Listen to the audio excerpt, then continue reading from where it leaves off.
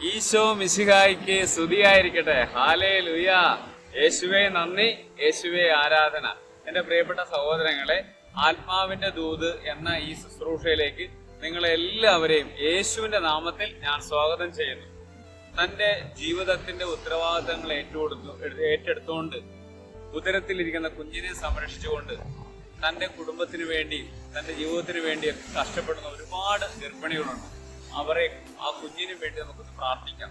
പ്രത്യേകിച്ച് നല്ല സുഖപ്രസവം ആഗ്രഹിക്കുന്നവർക്കൊക്കെ നല്ല സുഖപ്രസവം കിട്ടട്ടെ എന്ന് പ്രാർത്ഥിച്ചുകൊണ്ട് അവർക്ക് വേണ്ടി നമുക്കൊരു സ്വർഗസ്നായ പിതാവിന്റെ പ്രാർത്ഥന ചൊല്ലി കാഴ്ചവെക്കാം.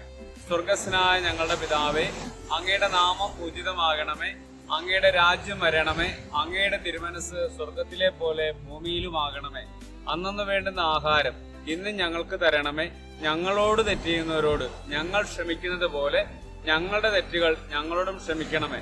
ഞങ്ങളെ പ്രലോഭനങ്ങൾ ഉൾപ്പെടുത്തരുതേ, തിന്മേന്ന് ഞങ്ങളെ രക്ഷിച്ചുകൊള്ളണമേ. ആമേൻ. ഹല്ലേലൂയ.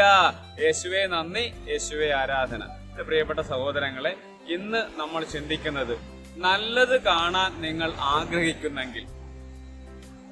പത്രോസ്ലീഹ എഴുതിയ 1-ാം ലേഖനം 3-ാം അധ്യായം 10-ാമത്തെ വാക്യം. ജീവിതത്തെ സ്നേഹിക്കുകയും നല്ല ദിവസങ്ങൾ കാണാൻ ആഗ്രഹിക്കുകയും ചെയ്യുന്നവർ തിന്മയിൽ നിന്ന് തന്റെ നാവിനെയും വ്യാജം പറയുന്നതിൽ നിന്ന് തന്റെ അധരത്തെയും നിയന്ത്രിക്കട്ടെ. ഹല്ലേലൂയ. വചനം പറയുക, രണ്ട് കാര്യങ്ങളാണ് പറയണം. ജീവിതത്തെ സ്നേഹിക്കുക, നല്ല ദിവസങ്ങൾ കാണാൻ ആഗ്രഹിക്കുകയും ചെയ്യുന്നവർ ഈ രണ്ട് കാര്യങ്ങൾ ജീവിതത്തിൽ നിന്ന് ഒഴിവാക്കണമെന്ന് വചനം പറയണം. ഒന്ന്, വ്യാജം പറയുന്ന പ്രവൃത്തി ഒഴിവാക്കുക. രണ്ട്, തിന്മ.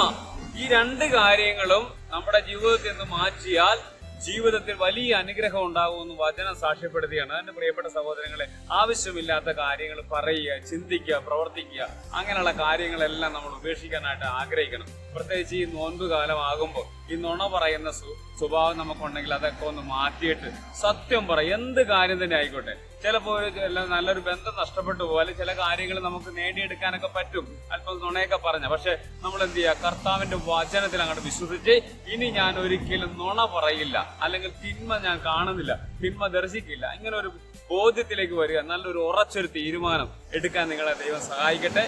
ഈ എപ്പിസോഡ് കണ്ട് പ്രാർത്ഥിക്കുന്നവരും ഈ ശുശ്രൂഷയിൽ പങ്കെടുക്കുന്നവരും ഇത് അനേകർക്ക് അയച്ചു കൊടുക്കുന്നവരും യേശുവിന്റെ നാമത്തിൽ അനുഗ്രഹിക്കട്ടെ. പ്രത്യേകിച്ച് ജീവിതത്തിൽ നല്ല ദിവസങ്ങൾ, നല്ല അനുഗ്രഹങ്ങൾ അവരുടെ ജീവിതത്തിൽ ഉണ്ടാകട്ടെ എന്ന് ആത്മാർത്ഥമായി മനസ്സറിഞ്ഞ് ഞാൻ നിങ്ങൾക്ക് വേണ്ടി പ്രാർത്ഥിക്കുകയാണ്. എന്റെ പ്രിയപ്പെട്ട സഹോദരങ്ങളെ, നിങ്ങളും എന്നോടൊപ്പം സുവിശേഷ വേലയിൽ പങ്കാളികളാണ്. അതുകൊണ്ട് തന്നെ നിങ്ങൾ ധാരാളം പേരിലേക്ക് ഈ സുവിശേഷം എത്തിക്കണം.